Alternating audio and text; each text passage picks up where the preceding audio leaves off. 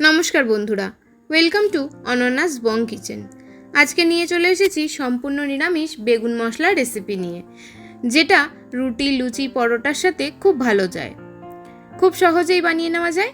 চলুন দেখে নেওয়া যাক। আমি এখানে 150 থেকে 200 গ্রাম মতো ছোটো বেগুন নিয়ে নিয়েছি। সেটার সামনে ও পেছনটা কেটে নিয়ে মাঝখান দিয়ে চিড়ে নেব, কিন্তু বেগুনটা সম্পূর্ণ কেটে নেব না, মাঝখান দিয়ে চিড়ে এইভাবে দুদিক দিয়ে চিড়ে নেব।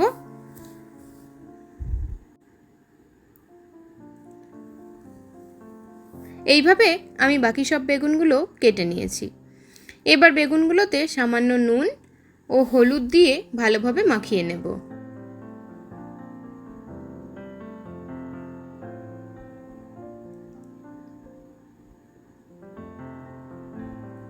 এরপর নিয়ে নেব একটা মিক্সিং বোলে 1 ইঞ্চি আদার টুকরো ও স্বাদ মতো লঙ্কা, সামান্য জল দিয়ে একটা মিহি পেস্ট বানিয়ে নেব।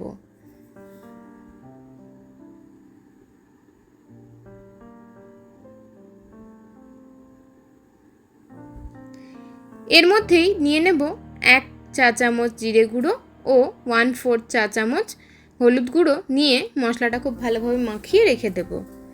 এরপর একটা মিডিয়াম সাইজের পেঁয়াজ আমরা ভালোভাবে কুচি করে নেব।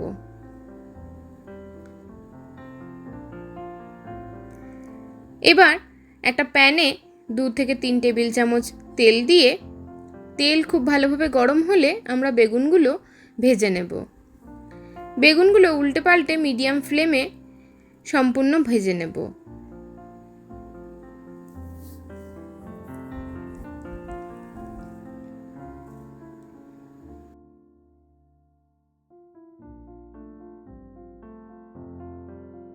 বেগুনগুলো খুব ভালোভাবে ভাজা হয়ে গেছে।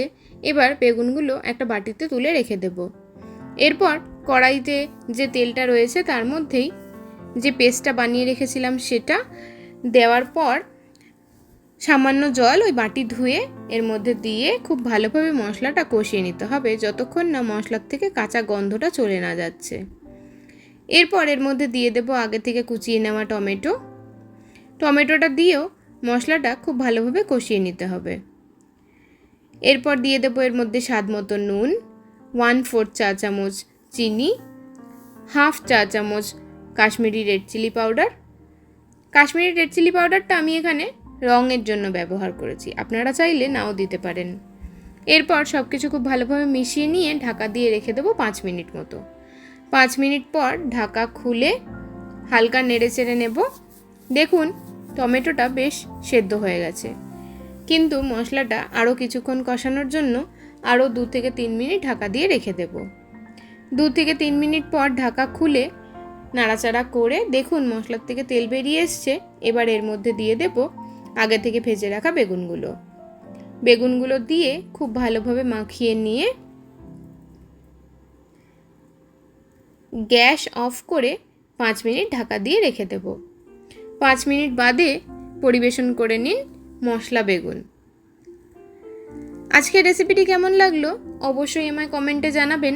আমার চ্যানেলে নতুন বন্ধু হয়ে থাকলে চ্যানেলটিকে সাবস্ক্রাইব করে দেওয়ার অনুরোধ রইল ও পাশে থাকা বেল আইকনটিও অবশ্যই প্রেস করে দেবেন, তাতে আমি যখনই নতুন কোনো ভিডিও দেব আপনাদের কাছে নোটিফিকেশান পৌঁছে যাবে। আজকে এই পর্যন্তই, ধন্যবাদ।